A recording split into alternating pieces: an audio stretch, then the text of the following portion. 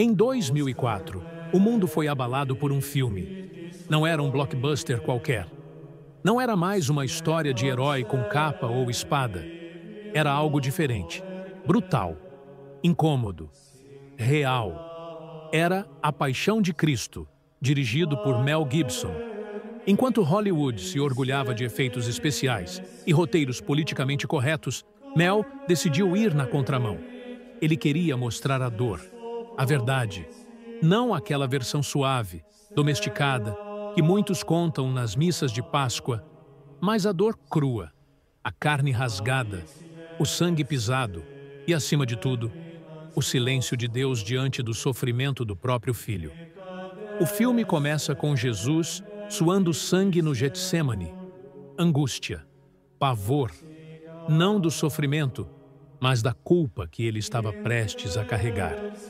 Enquanto o mundo dormia, ele se preparava para um combate que não era deste mundo. A cada cena, Mel Gibson nos arrasta para dentro da dor.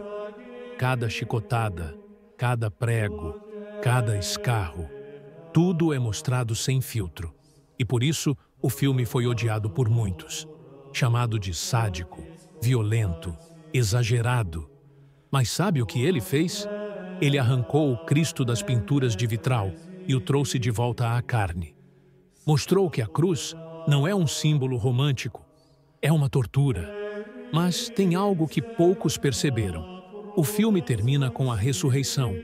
Sim, aquela breve cena em que a pedra rola e vemos o corpo glorioso de Jesus. Mas foi só isso. E muita gente saiu do cinema com uma pergunta não respondida. O que aconteceu depois? Mel Gibson sabia que não podia parar por ali. Durante anos, ele ficou em silêncio. Mas por dentro, algo crescia. Uma ideia ousada, polêmica e talvez ainda mais perturbadora do que a paixão. Contar a ressurreição, mas não como um final feliz, e sim como o verdadeiro começo da guerra. Porque a ressurreição não foi um final feliz hollywoodiano. Não foi uma celebração com anjos cantando. Foi o estopim de um conflito espiritual que rasgou o tempo. Mel Gibson começou a trabalhar em The Resurrection of the Christ, uma sequência que não pretende apenas emocionar, mas mexer com as entranhas da fé cristã. Segundo ele, o novo filme vai explorar o que ninguém tem coragem de mostrar.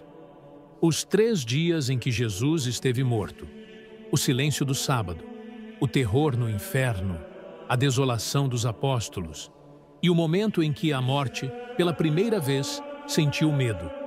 Simulation. Enquanto o corpo de Cristo jazia no túmulo, a alma do Salvador descia às profundezas. É o que os antigos chamavam de descensus ad inferos, a descida de Cristo, a morada dos mortos. Ali, no ventre da morte, ele não foi como prisioneiro, mas como conquistador. E é essa guerra invisível que Gibson quer mostrar. A batalha que não vemos nos evangelhos, mas que a tradição cristã sempre proclamou. Cristo quebrando as portas do inferno, libertando os justos que esperavam, tomando de volta a chave da vida. Imagine a cena, o inferno em silêncio, os demônios confusos, e então, luz.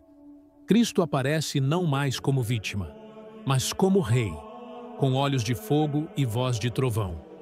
É isso que a sequência promete.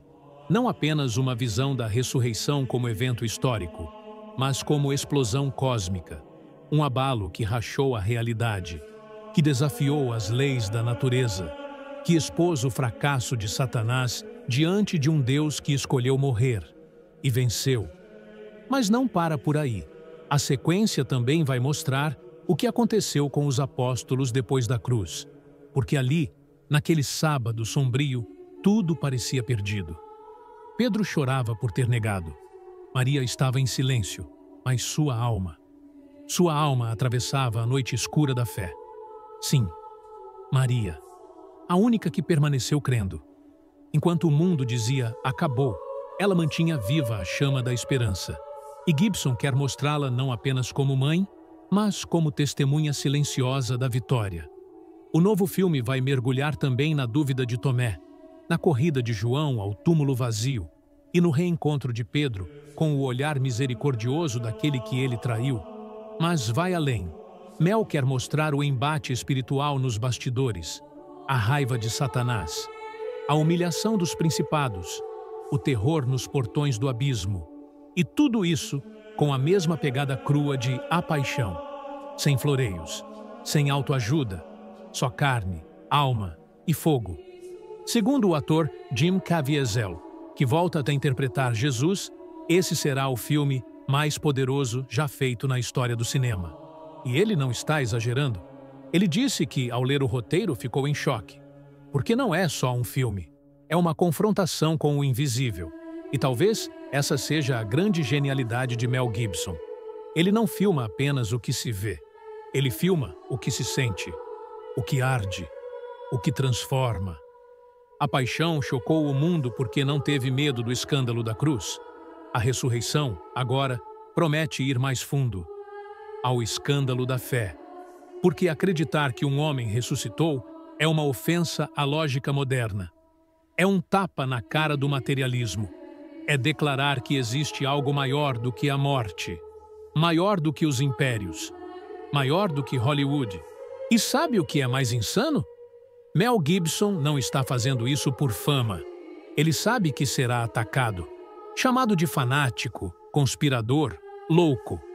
Mas ele também sabe de algo que Hollywood esqueceu. A verdade tem poder. E quando é mostrada com coragem, ela queima. A paixão de Cristo nos mostrou o preço da salvação. A ressurreição vai nos mostrar o impacto dessa vitória. Nos céus, na terra e até no inferno. Estamos prestes a ver, pela primeira vez no cinema, o que realmente aconteceu entre a cruz e o túmulo vazio. Não é só sobre fé, é sobre guerra, sobre um Deus que não fugiu da morte, mas a destruiu por dentro. Prepare-se, porque quando a pedra do túmulo rolar mais uma vez, não será apenas um filme, será uma declaração.